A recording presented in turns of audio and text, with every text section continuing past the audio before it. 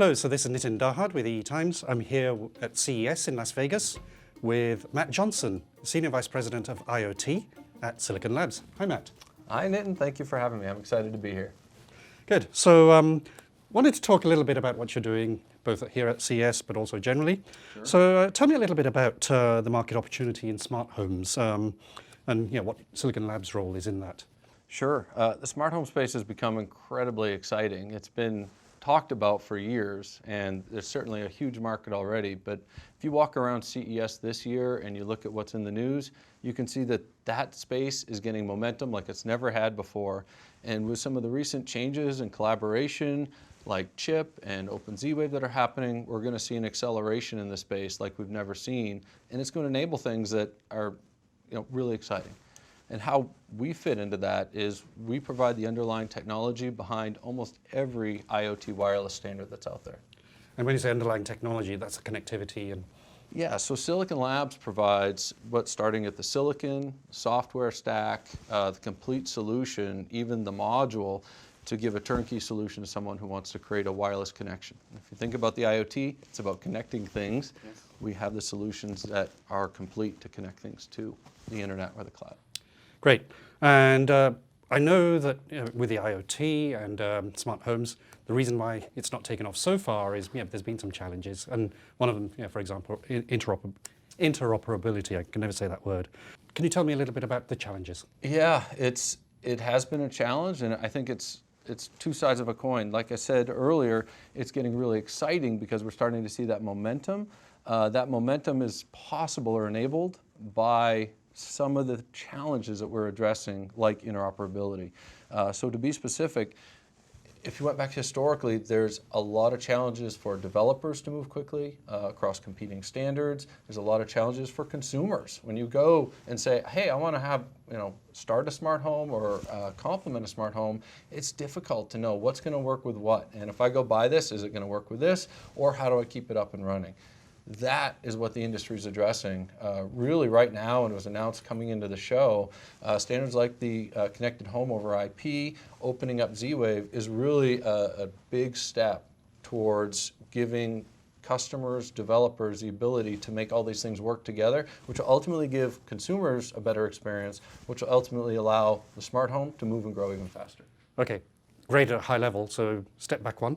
What is Connected Home over IP and the Z-Wave initiative? Can you explain a little bit? Absolutely. So the chip or Connected Home over IP is really the industry coming together after having been through this over the last few years and saying, look, we've done well, but we could do so much better if we made this easier across all these different companies, across all these different developers. How might we do that? So instead of going at it saying, look, we want all the wireless technologies to compete with each other, because everyone wants which one wins?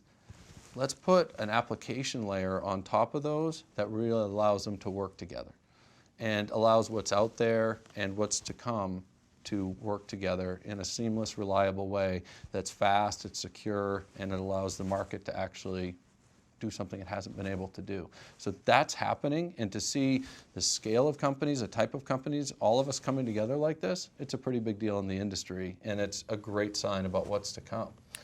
Now, from what I understand from that, it's not about putting the common standard within the chip or the hardware. It's actually at an IP layer level, isn't it? Yes. So the one thing that's been out there for a long time is, people always love to see a fight and, who's going to win this and what's going to happen.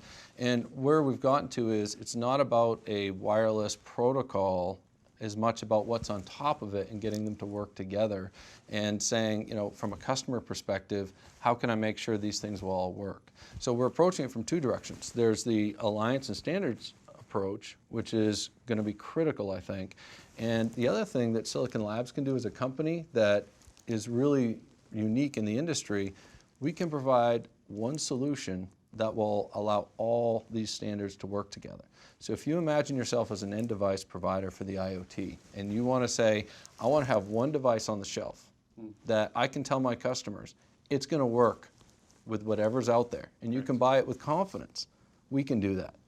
And we're the only company out there that can provide that type of solution across 15.4, sub-gigahertz, all the wireless standards, BLE, and put it all together in one solution, which is a big deal for the industry. Multi-protocol, that's pretty good. Can you tell me a little bit about the recent things that Silicon Labs has announced and initiatives? I mean, obviously we just talked Sure, about chip. yeah. Tell me a few other sort of new products. There's a lot of stuff going on. Okay. So I'll touch on one that's more alliance-based and one that's more product-based. From Alliance perspective, we just announced recently that Z-Wave, which is a wireless protocol standard that has been very successful in the smart home, we are going to open that up. It's been, for the most part, for lack of a better term, a closed or proprietary standard that's done really well over the years, but we decided as part of the themes we were just talking about to open that up is going to allow it to do its next phase of growth. Explain what you mean by opening it up. Absolutely. Yeah, that can mean a lot of different things. So what we're going to do is we had basically this solution that was only supplying silicon and software from Silicon Labs, and then literally has hundreds of members of the alliance, which are end customers that are utilizing this technology. In this case, opening it up means we're going to allow other silicon suppliers to also participate in this and make the board and alliance more self-steering. And we believe that will actually serve the industry better and allow it to accelerate, because having it closed actually was really helpful to get it up and running. You can move fast, you can get things done quickly, but then to get the next wave of growth, you really do need it so everyone can participate and that it's open and people don't feel like they're stuck with only one supplier. So the analogy with the software world is like providing that API that everybody can access. Yes. And from a product perspective, we just announced our latest BLE solution. So BLE has gotten a lot of attention at CES this year, particularly with 5.2 and BLE audio.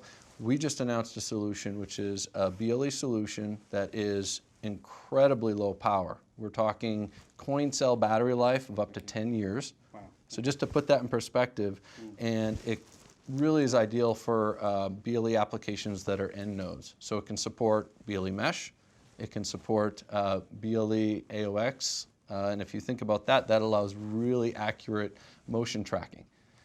So specifically within a meter of accuracy. So think about what we're talking about. We're talking about a solution that is really small, really cost effective, it's secure, and ultra low power for up to 10 years. And just to give you an idea of how crazy that is, if you were making a tracking device that was focusing on asset tracking or a tag, we could do a total solution, including the full bill of materials in the device, for under $1. That's how much things have really accelerated in this space and what these types of solutions can do. And the value of that is Silicon Labs is focused on wireless IoT for the last decade, and when we're putting the ability we have in RF and really a total solution using our software stacks and put that into a solution, we can do stuff like that. So it's pretty cool. Coming back to the ecosystem, working with all the big players, what's going to happen in 2020? It's an incredibly dynamic time, but also really exciting time in the smart home space. With the amount of industry players that are really starting to collaborate and work together, it's going to allow an acceleration of adoption of devices and really an acceleration of the IoT space in general. One thing that we're doing because of that is we've been sharing this week at CES that we're going to be sponsoring basically a conference or an event called the Works With event this summer in Austin, Texas. And what this is going to be is really around the smart home and bringing the industry together to really help accelerate all these things that are happening out there and help our customers navigate them. So to give you an idea of what we're talking about here, over 600 customers and keynotes from companies like Google, Amazon, Comcast, and participation by these companies. Because what we have happening is the ability to bring together these wireless protocols at a common application layer. And we have standards that are opening up. And we have this acceleration that's happening. And to provide a forum for our customers who are sitting there saying, how do I make all this work, right? If my goal is to say, I'm developing an IoT end device and I want it to connect to these 3 places, how might I do that? How do I do that quickly? How do I do that reliably? How do I do that securely? That's what we're doing. And it ties in, and come back now to CES. I mean, the theme here is connected intelligence. So Yes. it ties all of that in, and then you can put that in, but it will last for 10 years or whatever. Yes. Is that right? Yep, absolutely, and it's exciting, right? Because you see, the big picture, you see this acceleration in adoption of end devices, and you see this really just amazing amount of new end devices that are coming out that we see when we walk around the show floor, and you see these announcements. It's exciting. And I personally believe that it's really hard to predict what's going to happen because we know the amount of connections that are going to go up. We know the amount of end devices are going to increase, but what they're going to enable is really tough to call, right? Because it's hard to imagine having this many connected devices with access to the cloud. And what that's going to enable in the next decade, I think, is just going to be amazing. That's very good. Well, that's a very good note to end on. Thank you, Matt. Absolutely, thank you.